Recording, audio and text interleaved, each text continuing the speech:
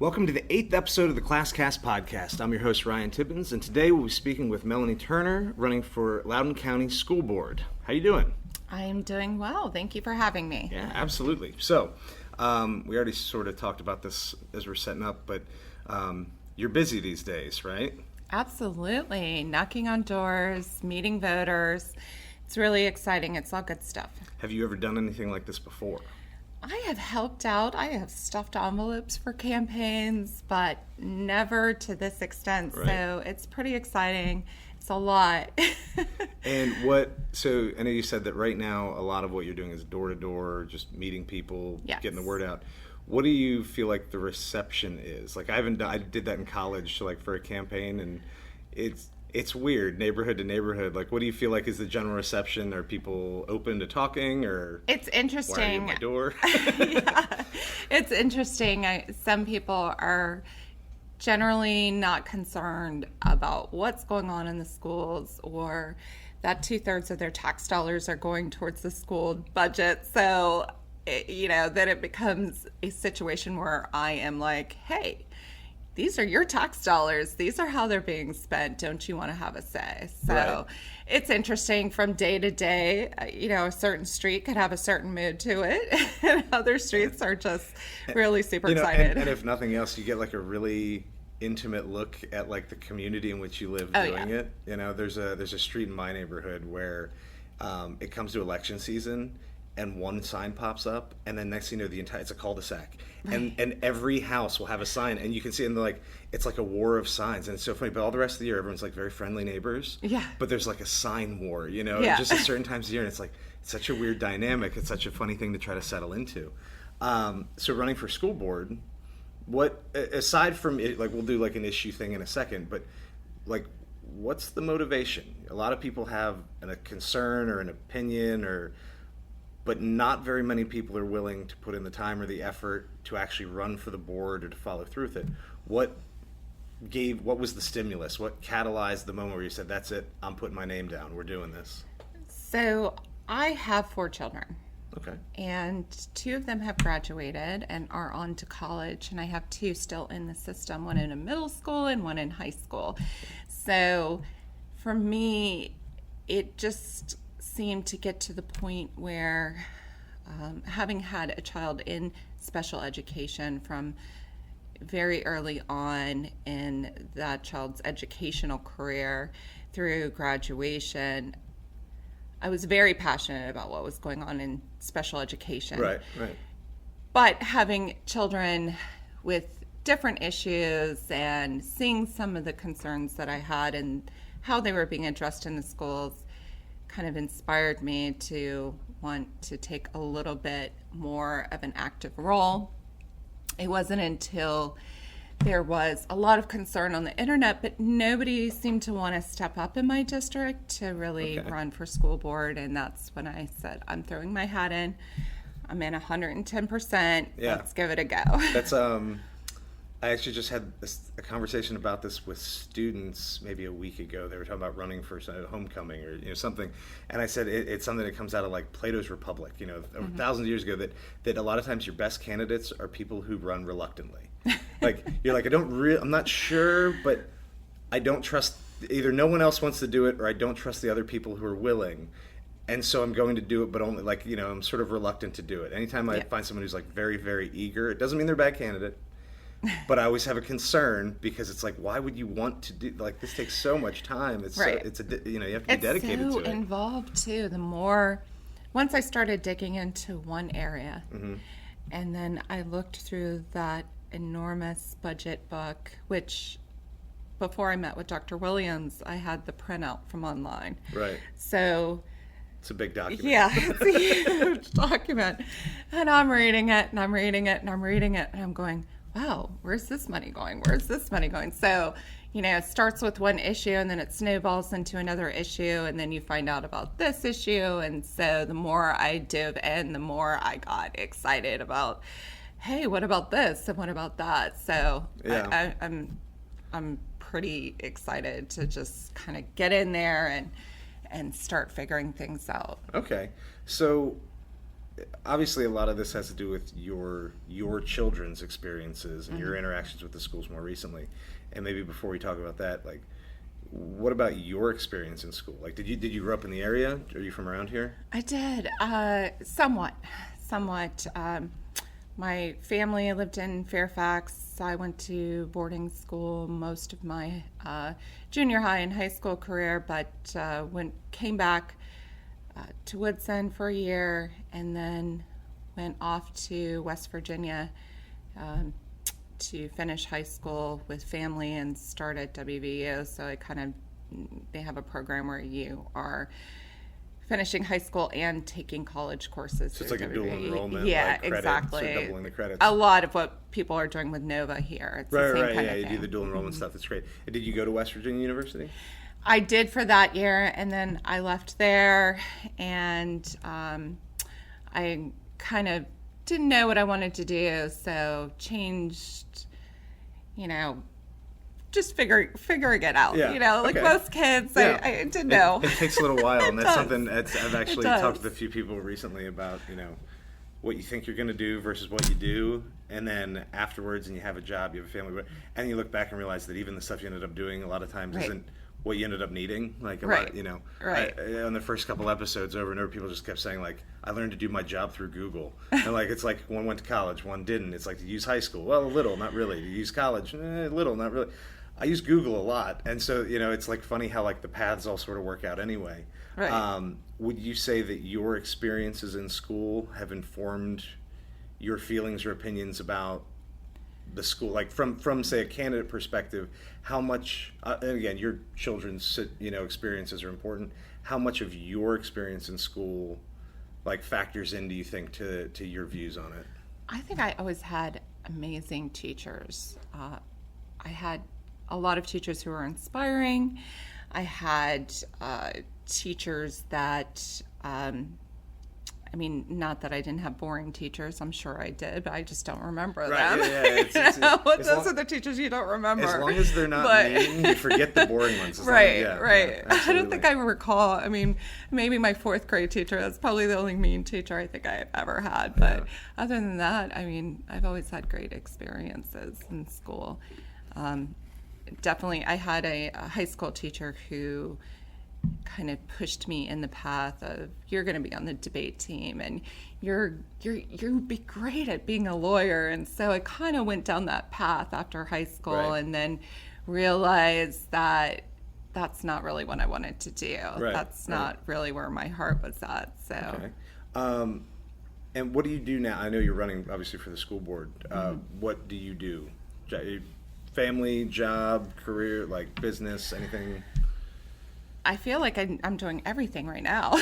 There's no doubt. Like I said, I've looked at some of the schedules you guys keep, and it's incredible. Right. So I am working full-time for a geotechnical engineering firm doing business development right here in the Northern Virginia area. So that is a pretty big thing, doing estimates and proposals and that kind of thing. Okay. So both for your work and for your candidacy, what do you use from school? If anything, it could be, some people are like, oh, I use tons of school, and some people are like, nothing. Like, what did you learn in school or do in school that is helpful or maybe isn't? I think the most important things that I took away from school, especially in college, was English. English is so important. I don't know that we stress this enough with kids today, especially when it comes to rhetorical English. There's so many times in life where you need to analyze something and have a sound argument. Right. And you really can't do that unless you have a sound foundation in rhetorical writing. So for me, I think I go back to English, and I'm sure any professor I've ever had is not going to tell you I'm the best writer in the world, but I took a lot out of that. Yeah, that's good. And that you're speaking my language. I teach all 11th grade English and AP Lang, so it's all that and a little public speaking. And I always say to kids, you really need to walk out of here with 3 basic things. Mm-hmm. A lot of personal skills and all that, but it's the old 3 R's: the reading, write, and arithmetic. Like, you have to be able to read, you need to be able to write at least reasonably well and speak about as well as you write. And you need to be able to do at least basic math. Like, maybe everyone doesn't need calculus, but you need to be able to work with some numbers, and Right. you need to be able to make an argument and read something. And after that, like, there's a lot of great stuff to learn. Oh, absolutely. But I don't know if you need all of it in the ways maybe you need just sort of those core pieces. So, so in regard to maybe your children's experiences in school, you said, some issues with special education, you've got kids in college, kids still in school. What about their experiences either motivated you to run, or what about those experiences sort of got you thinking, there's things that we can do differently or do better or whatever? I've noticed a trend. For me, it was an overtime kind of thing. And the fact that we've moved a little bit, when our kids were younger, we were in Massachusetts, so in a very small town, so the resources available for special education were very limited. So when we moved back to this area, we were living in McLean, and all of a sudden we had all these resources available for our child who had special needs. So moving out to Loudoun, I had somewhat of a comparison to Right. see what services were available, what weren't, that kind of incorporate the IEP. Right. So for me, the differences were pretty interesting. And I think we can do more. I mean, we can certainly do more for our special education students. I think we do a great job on a lot of ends. Mainstreaming is one area that we do great in, but the argument then becomes, are we putting too much pressure on our mainstream teachers to deal with kids with special education? I don't know. I don't have those answers, but those are things that I would be concerned about as a parent who has gone through issues, and I'm sure other parents have those concerns too, especially at the younger ages. Right. High school, it seems to level out a little bit more depending on the needs of the child, but definitely in the younger grades, I can see where it can be stressful for teachers. Yeah, absolutely. And you'd already sort of mentioned, looking at the budget and talking with people about their tax dollars. And you've looked at the budget. There's 1,000 things in there. We've got staffing, and we've got transportation, and we've got, there's a million services that go on through schools that people don't know about if you didn't receive the service. Like, there's so many things that happen. If you think about the spending in a school instructionally, special education is one of the more expensive things we do, because you end up with Absolutely. 2 teachers in the building, you're putting small groups of kids in study halls, so you're, in a way, a lot of your staffing money goes to special education. Right? Absolutely. And so when you say there's a lot of things we can do, does that mean like more people? Does that mean more technology? More assistance for those kids? I think it there would are be a million things we can do, Right. right? And so my question is, since you mentioned budget twice, I'm assuming that there's some fiscal concerns in general, just since you'd said it. So I'm thinking, like, special education is very important. Special education is sometimes very expensive. Very expensive. So so is I don't know, like, how do you do that? Like, what is that? So the majority of that funding for special education is coming in through grant funding. So we do have some of that there. Some of the things that I'm looking at for some of our special education students who are maybe along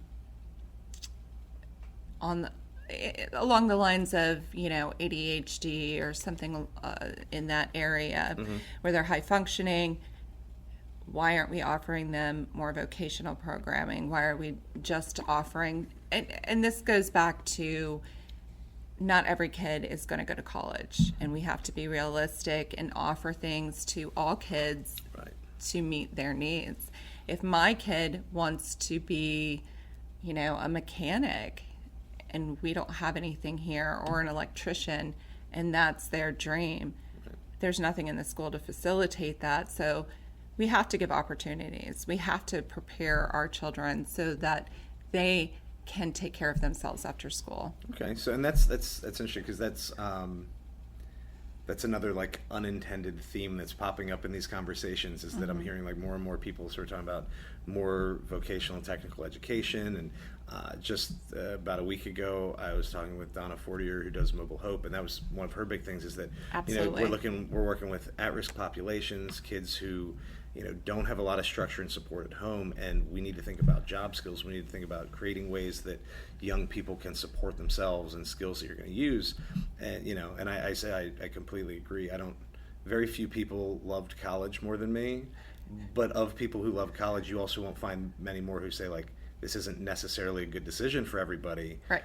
And so every time we build a new high school, in a way it's good because we got to do something with growing population. But I think like, man, if we just want to, in 2 years, the next time we need a new one, just build the VOTech building, make a new one. Right, exactly. Double the number of kids who can attend. That takes population off your other buildings and creates all this additional opportunity for kids who may or may not go to college, but they at least have another interest right now.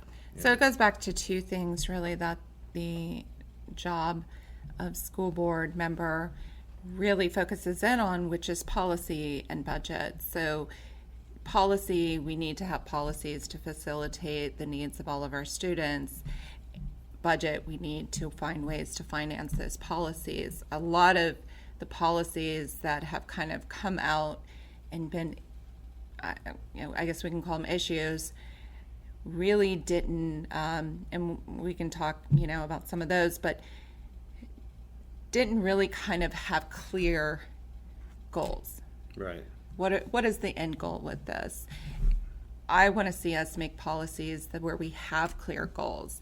If it looks like it's not going to work and we're not going to achieve those goals, then we need to revisit this policy. Right.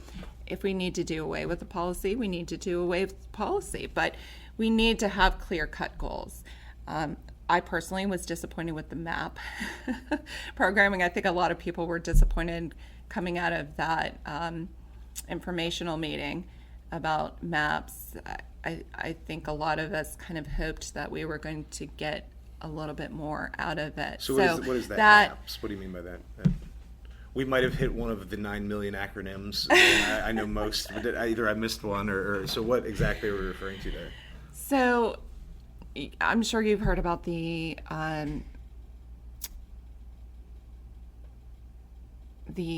getting rid of the SOLs. So reducing the right. testing. So MAPS was a way to kind of replace this and allow for over time graphing of student achievement. Okay. That's one approach to MAPS. It also allows for teacher evaluation. So how well is that teacher being able to facilitate to the group of kids that they have? Right. So it offers you a wide range of ways to track growth. Okay. Yeah, and it's funny you're talking about goals, and I'm just thinking one of the most important things as a teacher, planning-wise, or at least the way we teach teachers to teach, is a lot of reverse planning. What skills does a student need? What are you or content, whatever you're trying to teach in a unit, and then so that's it. That's the goal. And then how are you going to assess it? So make your project, make your test, make whatever, and then you work backwards to where you're standing right now, and you're at the beginning. And so, not that you can't teach a good class and just do it as you go, but you usually get better or at least more predictable results. You certainly have a better sense of what you're doing when you know where you're trying to end up. Right. So if the sense is that the school board doesn't do that, and that's what the teachers in the room are doing, that's a weird contradiction, right? You should know, Absolutely. You should know exactly what you want your outcome to be, so that you can design a process to get to it. Well, I call them foo-foo policies. Let's just make up policies that sound good in theory without any clear-cut, objective. Right. And then they're just foo-foo. They sound great on paper. Yeah, and that's something that I think as a teacher I see a lot in school. I think as just a citizen who tries to pay attention, I think I just see that a lot in general.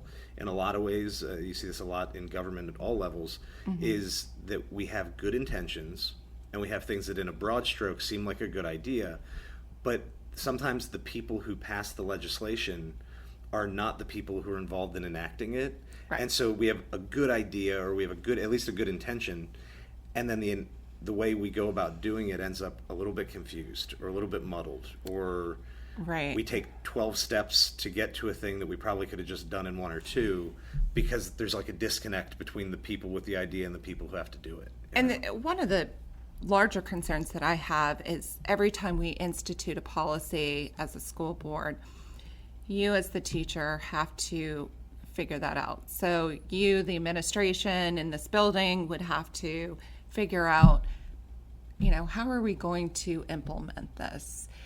Every school that gets the same policy and has to enact it is going to struggle with the same issue. They may find something at one school that really works well, and while another school is struggling to implement this policy, Right. and is having difficulty. So right now, we don't have communication between the schools in such a way that we can facilitate good conversation about these policies, how they're working. So you as a teacher can go and talk to, teachers at Potomac Falls and, teachers at, John Champ or whatever, Right. and say, hey, how are you guys handling this? We did this, it worked. We did this Right. and it didn't work, and really figure out what works. And so we're not reinventing the wheel every time. Right. And I'd like to see more of that type of Yeah. communication across And the schools. some of that's just creating the time for it. Right. That's always my thing, is that.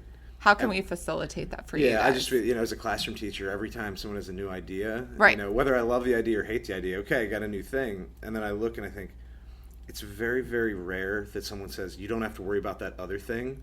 So every time there's a new idea, it's a new thing to do. But when you work in Absolutely. like private enterprise, and not people are always getting loaded up with work. So that's not that part's different. But a lot of times a new idea is replacing or superseding an old one. Right. And in schools, we don't tend to do that. That we keep the old stuff. Right. And we add the new stuff.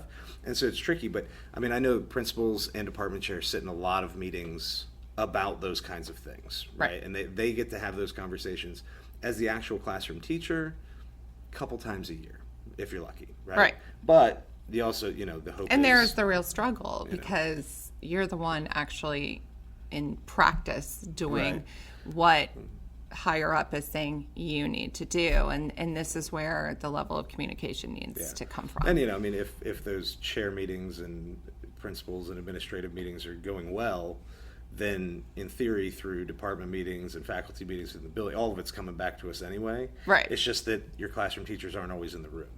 That being said, Right. not all the classroom teachers want to be in that room. I've got, Absolutely. look, that's all graded. That's half graded. That is my weekend. Right. And so, when I think about it, I'm like, yeah, I want to be in the conversation. How do you get the time to do that? And so, Absolutely. that's, you're functioning within a time constraint, or for certain other things, you're functioning within, a budget. And so some of those are going to be limiting factors in very serious ways. So as a candidate, these, and again, I know you'd said you're sort of you got like broad strokes, right? We've got, how did you say it before? Intentions, but not, I forget what, but, like I said before, I don't like to make promises, and intentions are kind of pathways to what's the saying? Something about good intentions or pathways to hell, or something. Something. Or pay the pathway to hell. I'm not sure, but exactly right. So it's one of those things where I think these are the things that I think we should focus in on, and these are the things I'm going to advocate for. Okay. There are other people sitting on that board. So the hope is that we will have people who are open to good communication and working together to resolve the big issues that we have in the system, in the school system. What do you think are like again, there's 100 issues that are constantly going on. What's like the greatest hits list? So we've talked. Special education is important to you.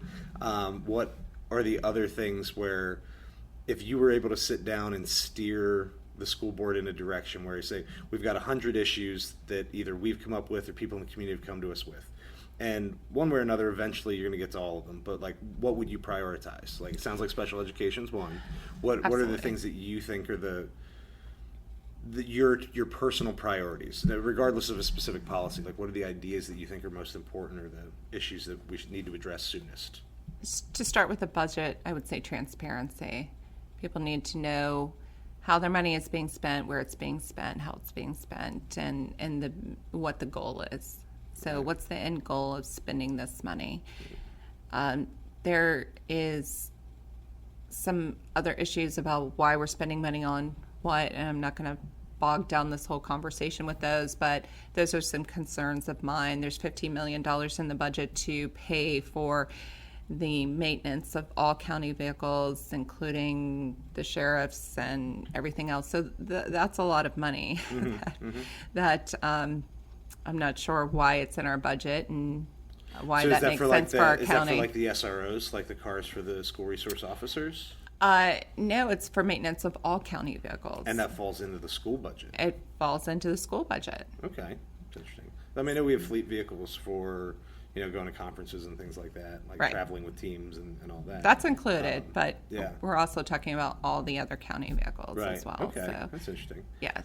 So when you say like increase the transparency or the communication of it, this is one of those things where I'm like, yes, but the budget's available, right? It's online. You can download it for free. You can read it. You can show up to the meetings.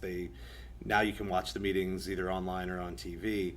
And so how do we communicate it better? Because the current situation is that it's available, which means that people either don't care enough to check it out, or they don't understand what they're reading well enough to just understand it. So how do we improve I think that it's the process? latter. I think a lot of people don't understand what they're reading. There are things in there that are very elusive as well. We're going to spend, some of this money is allocated to consultant fees.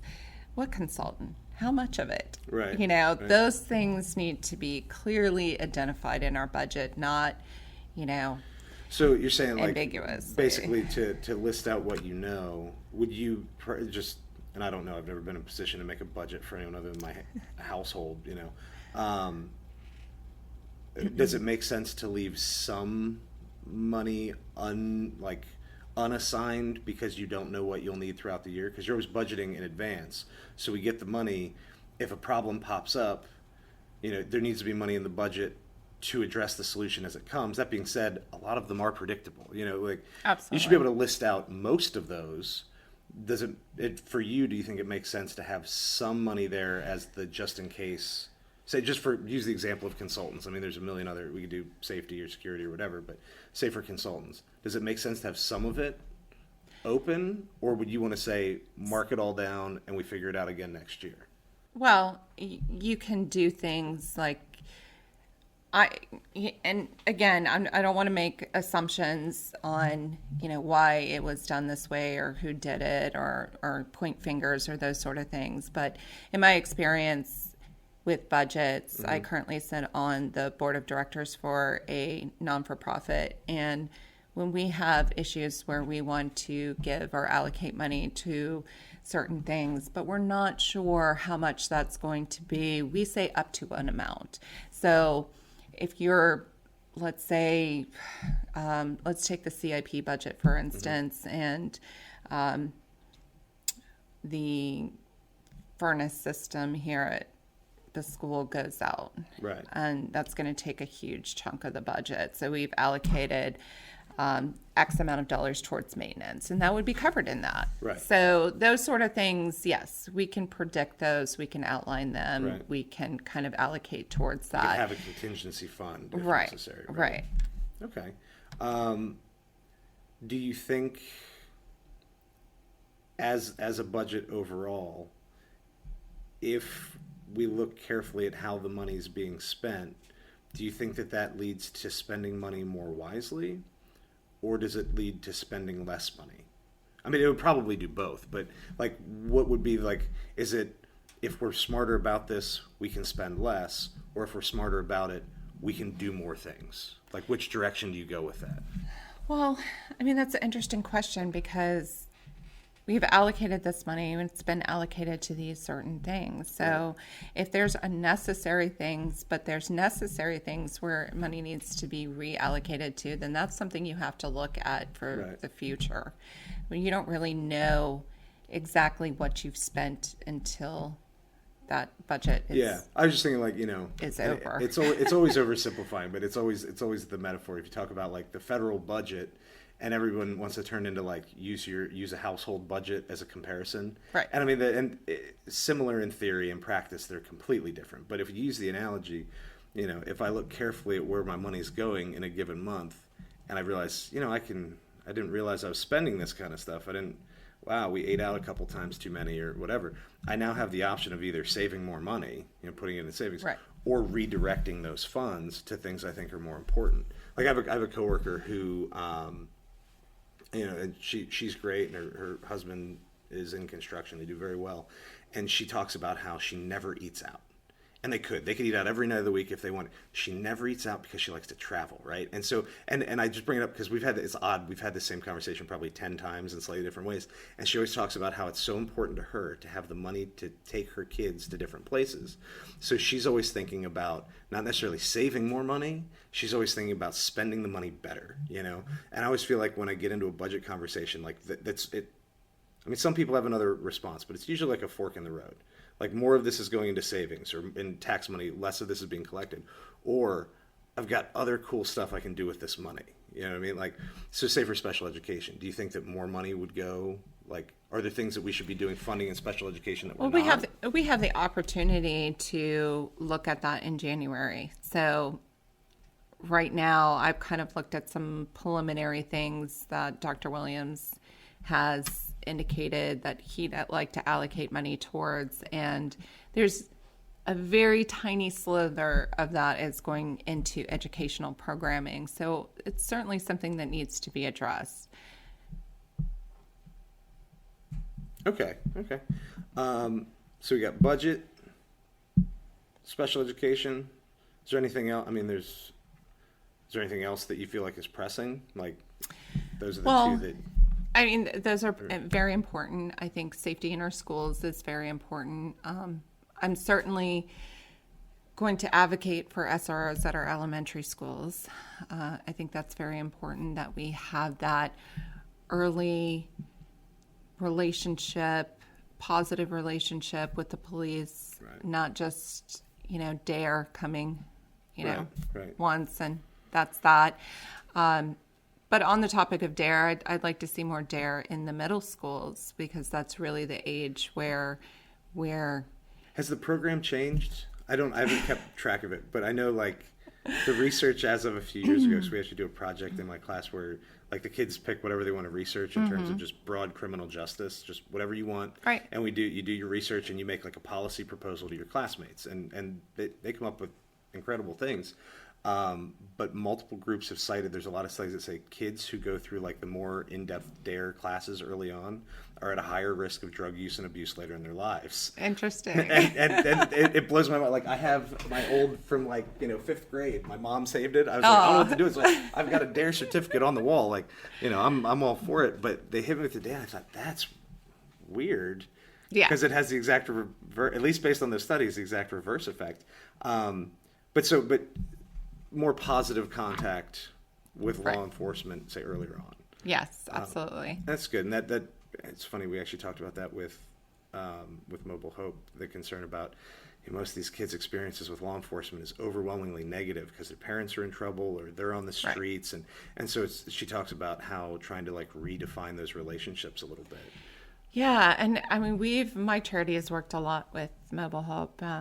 And we're looking to partner with them in the future on a project. But it's very true, especially in the Sterling area. We do have a lot of negative interactions with police early on. And I think we can kind of deal with that by having positive experiences with the police. Yeah, I agree. And I like the idea of the school resource officer. And I don't know how they handle this in elementary schools. I have a bunch of friends that teach elementary school, so I need to ask them. But one of the things that always kind of creeps me out, that I don't feel like it happened when I was first starting teaching. This was my 14th year, and now most of the SROs that I see are, full vest, the full tool belt, like they are a helmet and a shield away from knocking down your door. And so it gives a strong presence, but it also doesn't feel super approachable. And I'm like, I like having the cop in the school. I wish it was toned down a bit, because very few students who, unless they already have contact with that officer, very few students talk to that officer. They walk by and avoid eye contact. Even very good kids who had, It's interesting that you say that, because there was a new SRO who came on board for Riverbend Middle School this year, and he had a very positive interaction with the kids. He was out there playing basketball with them, and definitely need more of those type of SROs out there. And that's when I always say I worked at Heritage my first 5 years in the county, and for I want to say it was 2 years. The SRO, I forget his name, and he was the nicest guy. This guy was a mountain of a man. Like, the guy was like 6'6", had to be over 300 pounds. He played professional football for like 2 years. I mean, massive. He started coaching on the football team, and there, like, the kids would go and talk to him. They would like track him down the office. And I thought, that's making like a really good use of this role, because this is someone who's providing safety and security, who's also filling the role of a mentor for a lot of these kids. And that's where I think, especially maybe early on for an elementary school. Well, I'm excited to see I can't talk today. Implementation of more mental health professionals in the schools, and I think that will really help deal with some of our growing mental health issues. Right. As well. So I'm excited to see that kind of come on board, and that's a place where budget's been realigned, or has grown a little bit. Now, I don't know if they're doing it for elementary or middle, but all the high schools have a school psychologist dedicated to the school. They're sort of increasing those services, and I think that's probably and it's on a ratio. useful, So, how many of our students, you'll get X amount of mental health professionals. So, yeah, great. That'll be a big difference. So, all right. So this is one of my sort of the standard 4 questions. And running for school board, you're already halfway sort of trying to do this, but I would say for anybody, former students, other teachers, if you were given a school for a year, you get whatever the normal school budget is, but you can do anything you want. There is no school board to answer to. There is no policy that is going to, you could do anything. What would you do? Like, would school just proceed more or less the same? Would you shorten the day, lengthen the day? You can change the class. You could do literally anything. Like, make them jump rope all day long if you want. Like, think outside the box. What do you think you would do that would make school better? Like, what would you do? What would be your vision for your school? I think the vision would be bringing together staff and student and really hearing from them what makes school great, emphasizing on those things, and find out from them where they struggle and how can we fix those things, and just kind of getting on board all of that really quickly, whether you do it in a town hall kind of come together moment at the beginning of the school year and figure it out and make your attack plan and try it out. See how it goes. So do you think students should be more involved in the decision-making process? Like, each school has a kid who, is the school board representative for the school, and sometimes kids will show up for certain issues. Like, do you think we would be making better decisions or different decisions if students were more involved? I think student input is valuable. I don't necessarily think that they should be running the schools. Right. Don't get me wrong. But I think that their experiences, whether let's take, for instance, a group of 20 kids are all struggling with the math department. They're all having the same kinds of issues and struggling to get through, struggling to get help, struggling whatever it is, right? So that kind of input from students is valuable, because it says, hey, we need to pay attention and hear the concerns, because this is an area where we need to work on. Right.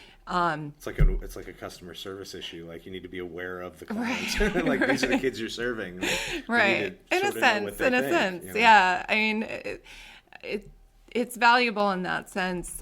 Certainly, if it makes sense to, let's take, I don't know, middle school, for example, because some people are concerned that they don't have enough exercise time. Mm-hmm. If they were willing to give up part of their lunch period so that they could have, time on the track or whatever it is that, was physically active, would that be valuable? That's really funny. And I've had this conversation with a few different principals or guidance counselors, and some of them, I think everyone's aware of this, but some of them think it more as a joke, and some I think it's a positive. But like, when you're thinking about it in high school, it's very important that you get, and again, some people are like say this very seriously, and sometimes it's a joke. You get all the freshman boys into PE first block. Let them work it out so that they maybe have a shot at sitting still a little bit in the classes after it. And like, it is funny, They're and at least for some of the kids, that makes a lot of sense. Like, like, and if you're gonna be taking PE anyway, let's make this work for everybody, and do it early. So this is one I didn't actually think about this ahead of time, but that idea of sort of additional freedom. In my public speaking class, you can make them talk about anything. The whole point is get comfortable and confident in front of a group of people. Right. And so I said, for your persuasive speech, you get 3 to 5 minutes, and their job was make school better. Because I didn't want it to be a research thing, so it was like, just, you can use your personal experience to talk to your friends. Anything you want. Last year was the first time I taught the class. It's a semester course. So I've had 2 different classes of kids, and it's freshmen through seniors. It's a mixed room. You've got all ages, all ability levels. And the 2 most common things that kids argued for both surprised me intensely. One was that a lot of them, very surprisingly, said they wish that teachers were more strict about phone use, because they admitted very openly in front of the room that, and just like I know I do it sometimes, they pick up their phone without realizing they're doing it. Mm-hmm. It's just out of habit, and they're on it, and then they're like, wait, I don't know what's going on. Or then the teacher's yelling at them, and they say, so they were like, restrict the phones, but a lot of them said, I want 15 minutes to do whatever. Go sit down and talk to my friends, to go for a walk, to whatever. And now this year, unrelated to their speeches, but it was an interesting coincidence, most of the schools have built in a 10 to 15 minute free time. But there's also a lot of concerns about that from some people in the community at certain schools that have already piloted it, that unstructured time gives the kids that time to decompress and walk around, talk to somebody. Right. You also don't know where the kids are for the 10 minutes. Right. The kid's in the building, but you don't know where. Do you feel like that's like a good thing? Like, if the idea is to say, let's take some of your lunchtime and you can go out to the track, or you can play basketball in the gym, that's addressing a student need. Is that 10-minute free time a good idea? Like, from your perspective, do you think that you would have liked it as a student, or do you think that would benefit your children in school? I think I would have been lost without structure. Yeah. So I don't know that it would have been a good thing for me necessarily. I probably would have wandered the halls. But I think, there's a way to structure it. There's a way to know where the kids are. Yeah.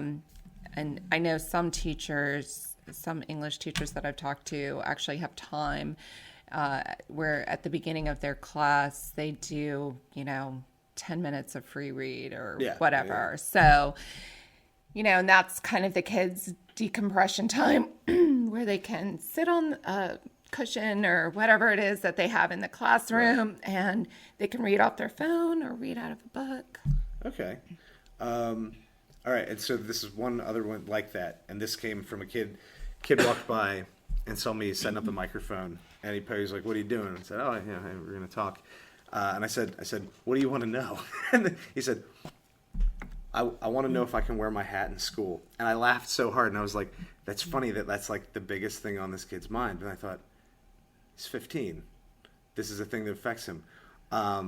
And I bring it up both because I thought it was funny, but it's an example of the school board making a move in a direction and then sort of backpedaling. So I don't know if you remember, like May, June, they changed the policy to you can wear hats. Yeah. To then it's up to the building principal, to it was back to no hats in school. And Right. the reasonings for all of them were a little bit confused. And it was one of those times where when you said, like, have a goal in mind, Right. like, every part of that decision seemed, I'm like, I don't care, wear a hat or don't wear a hat.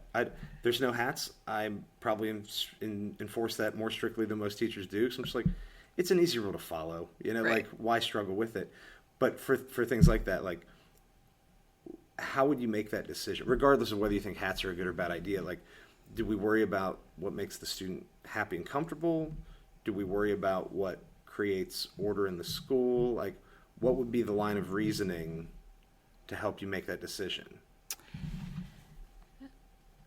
That's an interesting question because there's so many levels to that. That's really an onion in a certain sense, because you really do have a lot of layers there. I mean, is it a safety issue? Are we concerned about safety? Is it, there's just a lot of variables there. Yeah, I think the current school board, the different members offered up almost every reason you can imagine, right, for and against at different points. And in the end, I was like, I just don't care.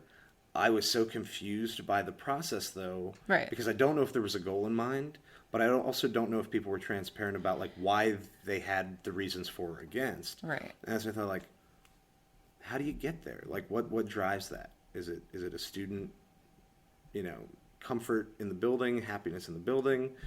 I don't know that hats create an unsafe situation, but that was offered up by multiple members of the current school board. Right. And I'm just thinking, like, there's a lot of, like... Yeah, I personally don't know that is a safety concern. I know in certain schools in other areas of the country, hats can be related to maybe gang relations, or something of that sort. So maybe that was their thinking. I have no idea. I couldn't tell you what they were thinking, but I certainly don't think that that's a huge concern for us here in our county. Yeah, and I know when I first started, I think, and I don't know if it was a bigger concern, but I know it was talked about a lot more my first few years. And what they realized, that the small handful of kids who either were in gangs or at least wanted their friends in school to think they were in gangs, and I think it was probably a little bit of both, was they wised up. They're like, well, they're not going to let me wear a hat. They're not going to let me wear, like, a handkerchief or a scarf. Right. They're not going to let me wear certain colors just straight. So they all resorted to religious symbols. So some kids wore the Star of David, and some kids had a rosary, and some kids had, and they had all different, but that was like how they identified either, and again, whether they were in a gang or not, I'm not entirely sure, but that's where I think, when we make the decision, like, no hats, if that's the reason, I'm like, yeah, I'm not saying these kids are all geniuses, but they are all resourceful enough to find ways around those little things, So I guess it's a balance question. Right. Student. Does it make sense? I mean, at the end of the day, we can't make policies that don't make sense. If we have clear objectives and they make sense, then we should implement them. But if they don't, if they're not cost effective, if it's an overburden on the system, an overburden on our teachers, then... Yeah, I think, like, I asked that question, and you said it's kind of like an onion, and after I'm thinking, I'm like, yeah, there's, like, probably a million ways to answer it that I didn't really think about as I'm asking. But say, like, with the push towards more individualized instruction, both differentiation in the room, but, every teacher in the county has attended or is over the next few months going to attend project-based learning training. Yep. One to the World, we kind of still do. I think that the idea is there, but the project-based is sort of taking the place of, I mean, they're very similar. It's almost the same thing. And the goal there is by creating more sort of flexibility or freedom for the student, the goal is to increase the engagement and create deeper learning. You might not learn as many things in a broad sense, but the things you learn much better and deeper because you got to choose it and you got to sort of work on something more authentic. But that's messy, right? Like, it's hard to plan. Whereas, like, so if you had to think about a balance between keeping things sort of organized and structured or creating more freedom for the students, more, say, they get to choose test, project, speech, whatever, like, for you, maybe even not as a school board candidate so much as thinking about like as a mother, like for your own children, do you think presenting more options and more freedom for students in the classroom is good for them? Or is it better to keep things sort of structured? Like I'm 50-50 personally, like in total honesty. Yeah. I'm like, I see the value of both, and in my class I do a little bit of both. There is value in both. I mean, honestly, there's value in both. There's always like a lean, and right now I feel very much like as a school division, we're leaning towards that individualized learning and the greater freedom. As a parent, is that a thing that you feel like your kids would benefit from? I think all kids need structure. Right. All kids need structure. So how that translates into what happens in the classroom really is how the teacher teaches. So if this gives you the ability as a teacher to say, okay, this is my objective is to teach you we I'm trying to think of a topic here. So we just did one. We just did one where last year I gave a test, and this year we just did a small project. We did to teach, like, for rhetoric, logos, ethos, pathos, and how to work for an intended audience. Right. Instead of a test with like a short response where they'd have to write it. Right. They worked with a partner or two, and they created a print ad, and I got some microphones. We did a radio ad. You had to do all the stuff. They had to label it on a paper and tell me how the terms. Right. And every single kid except one said they preferred doing that instead of the test. And the test kid was just like, I don't know, tests are easy. And I was like, all right, okay, like I know where you're coming from. And there may be that one kid who it is easy for. Yeah.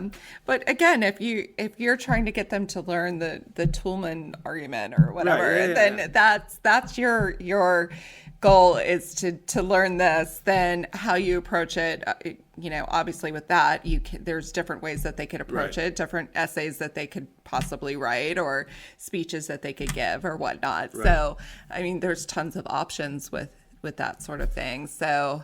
But like, sort of wearing like different hats, like as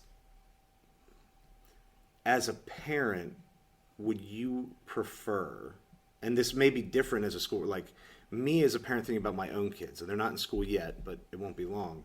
I think I'm realizing I think about certain things a little differently when I think about my kids in a class versus sometimes how I actually do things in the classroom. And I've got to figure this out. Like I need to remedy that conflict. As a parent, do you feel like you would want your kids to have those opportunities to choose a project or a product more? I think as a parent, my biggest concern is their proficiency level. So if their objective was to learn the Toolman argument, can they do it? So it's kind of like have they mastered X, Y, and Z to be able to do this? So it's like a consequentialist sort of thing. Like, right. You're not maybe, and I don't how want to put words in your you mouth. approach it as a teacher. Care maybe less about how you get there. Right. Do you get there? Right. And so in that regard, and you brought up, was it maps you talked about? Yeah. So like, I teach 11th grade English, which is the only year kids take English SOLs in high school. Right. I got 2 of them that takes 3 days, and I hate it in a million ways.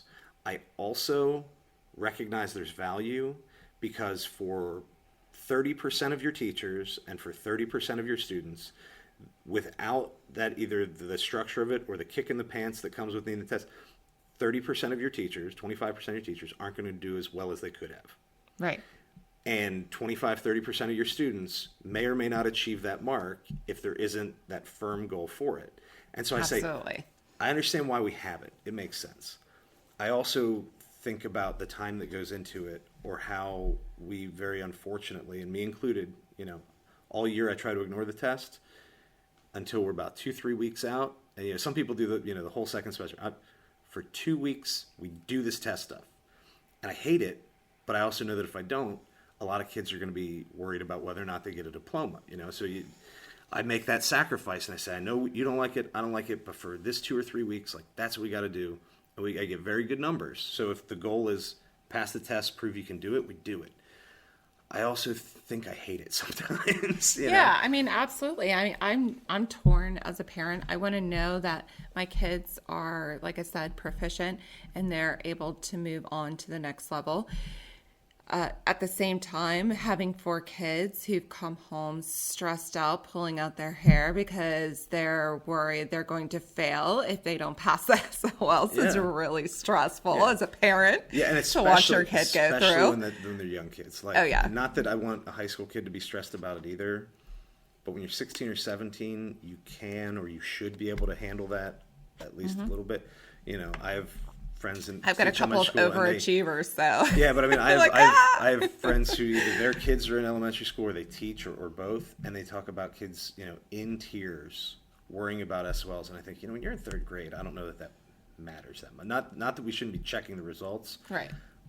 If anybody's stressed about it, it should be the teacher, probably not the kids. But I don't know how you do one without the other. Given your focus on the results, just make sure that we gain the skills and we gain the knowledge.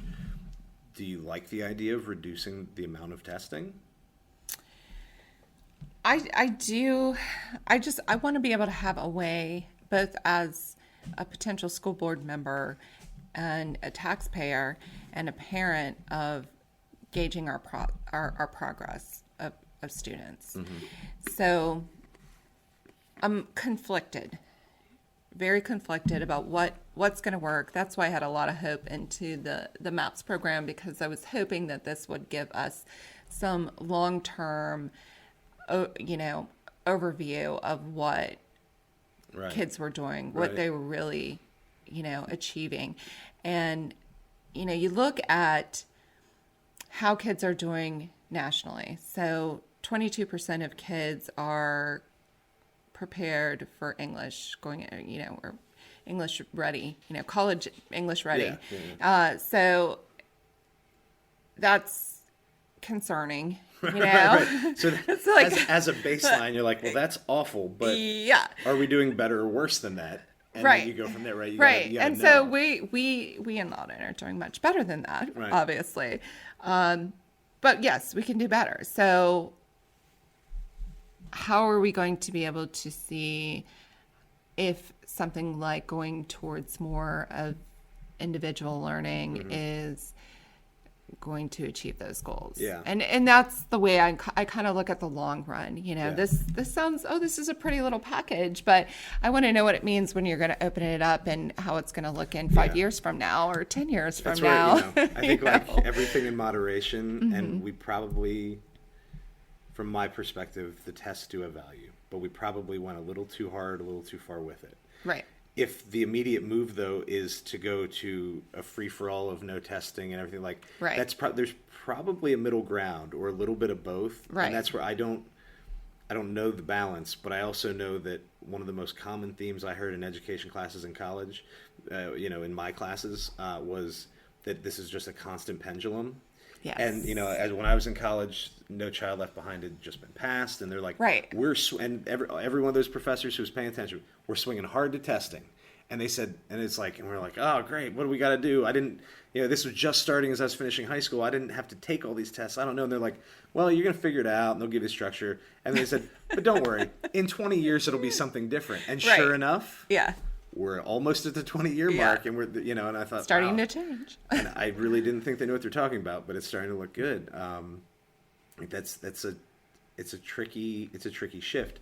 In terms of judging results, I have a coworker who is very big on this idea, and he hits a brick wall everywhere he goes with it. But since the goal, and it might be a misguided, it's probably not a great goal, but that every kid goes to college, or at least that every student can, and maybe it's a good goal if they can, but as we've had a stronger and stronger push towards college prep and pushing students down that path, we have very little data publicly about those results. Absolutely. And the NCAA clearinghouse does collect, like, this data exists, but as a classroom teacher, I am not privy to any of it. Like, if we want to say, is the goal I've heard school board members say they're not privy to it. I mean, like, this exists. It's there, and I think we hit a point where someone is and just says they aren't, or they don't know they are. Right.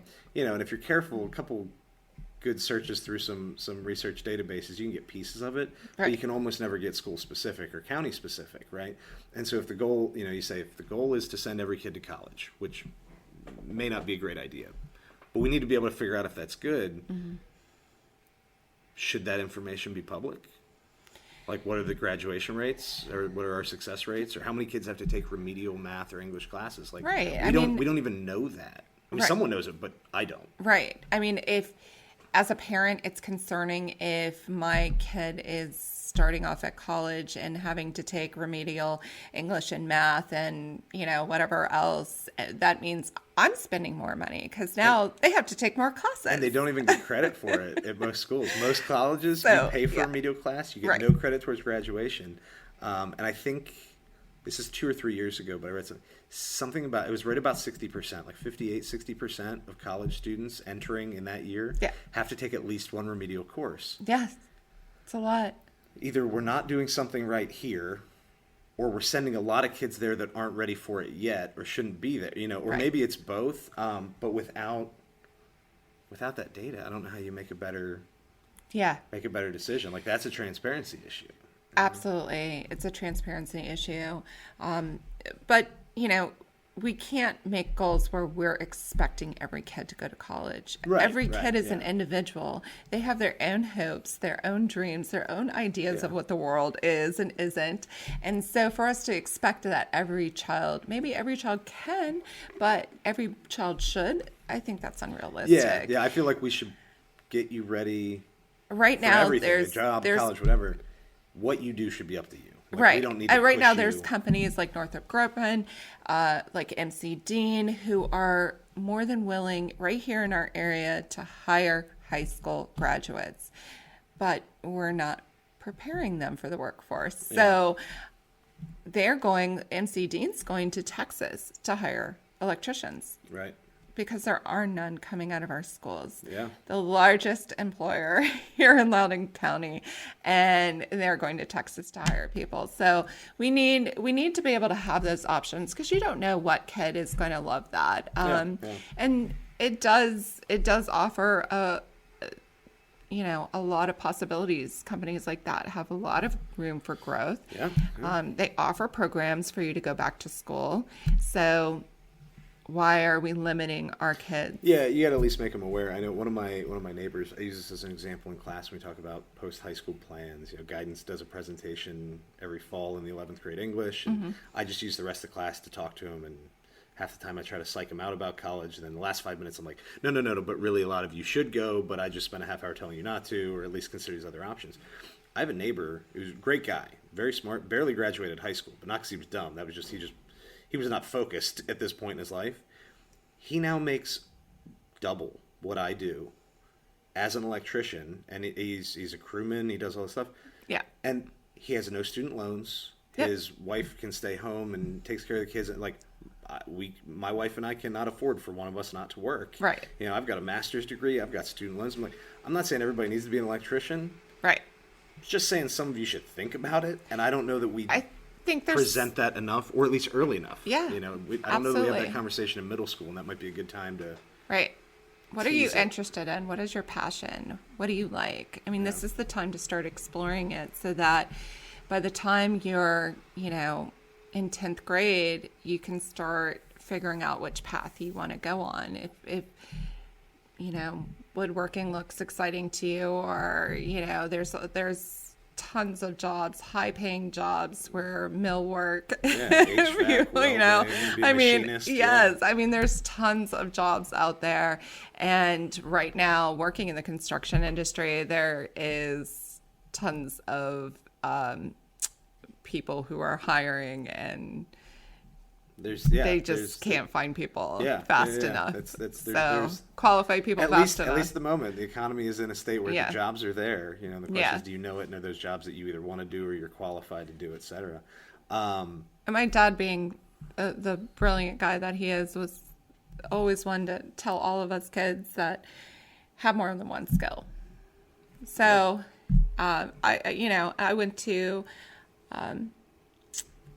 school after high school, and I got into a paralegal program and at Kaplan University, and I did that. And at the time, I started my family, and then after that, I decided I wanted to get into a program at Penn State, behavioral health. So I did that. I loved that, and then I found out I love psychology. So I'm with you. I love school. I if I could get away with it, I'd probably go till I die. Yeah. I just love learning. I always tease kids, like when I talk to former exciting. students in school, I get a lot of kids come back and visit, and it's great. But I was telling them, like, don't ever leave.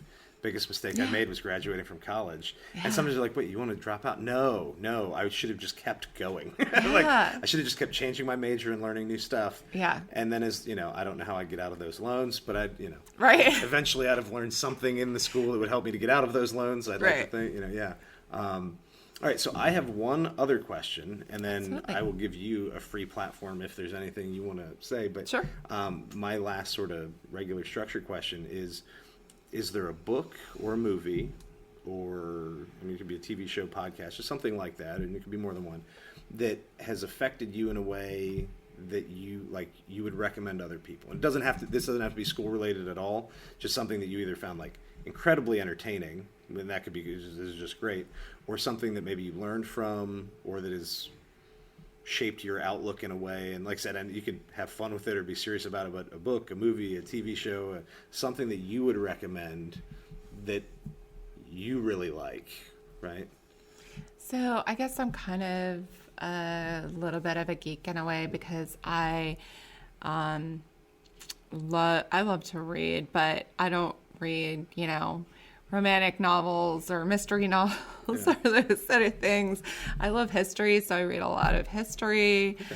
I just finished a book on Abraham Lincoln. I mean, I'm kind of in that realm where I like those sort of things. So I don't know that anybody would want to read what I read. Well, I was an English major, right? So I went into school like, I want novels, I want poetry, right. And then at some point a few years ago, I found like I was like reading more nonfiction. Yeah. And then I started teaching AP Lang, which is like a rhetoric nonfiction class. Yeah. And now a little bit of actual reading and I have a long drive, so a lot of audible audiobooks in my car.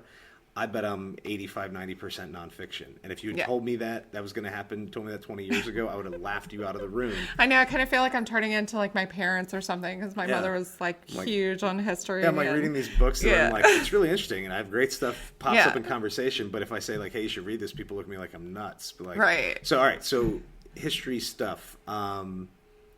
Give me one, and it doesn't not even recent one, just like one that you think like.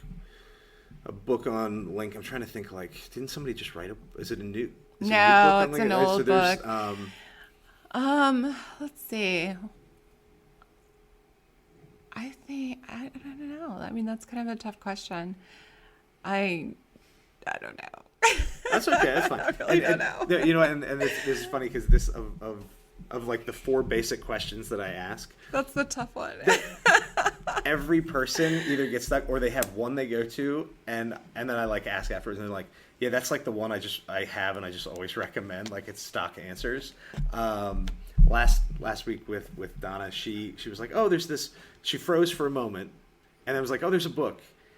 And then I thought she was going to drop it. And then next thing you know, like, she's like, her back is to the microphone and she's rummaging through a bookshelf trying to find the book so she could tell me what it was. I was like, it's fine. You can tell me later. And she's like, no, it's here. And then she pulled it out. I was like, oh, it's great. My wife like already ordered a copy. I was like, okay, great. But yeah, that's the one that stumps people. So if you don't have one off the top of your head, that's fine. Yeah. What's your favorite movie? Just personal favorite for no educational value at all. Or maybe it is. I don't know. I'm a big fan of like the original Star Wars movies.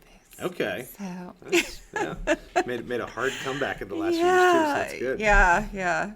I like a little sci-fi. Awesome. All right, so before we wrap up, is there anything that you and no pressure to say it, you can just say I'm good, but is there anything that you want to say or that you would want to share that we didn't cover, I didn't ask about, or anything that you just want to put out there while you have a free microphone?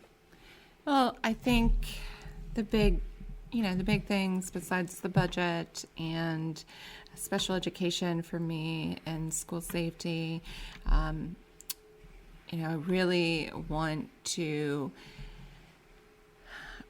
be able to have a platform where we are, again, making policies that when they directly affect kids and teachers and everyone involved, they have to make sense. So this is my line of thinking when I am thinking towards the future and what role I'm going to play. Mm-hmm. there's been so many concerns about transportation and all these things. And of course, the new diversity policy seems to be the newest hot topic. And being a Latina, it's almost comical to me because, you know, I don't think I've ever felt more diversity in this community than, you know, so, but I'm excited about a lot of the books. There's one, actually, speaking of books, there was one in there that I read a while ago, but it's about two pen pals, one from India, one from here. And so He was just talking about this. Yeah, I so was in a meeting and somebody brought that up. I liked that book a lot. So that's a great book. Some of the other books I don't think make sense for our schools, but you know, I'm excited to just kind of jump right in and kind of attack some of these issues and hopefully make some positive changes. Awesome. Great. Well, I really appreciate you taking the time to meet and Thank do you. this. Thank you very much. You're welcome.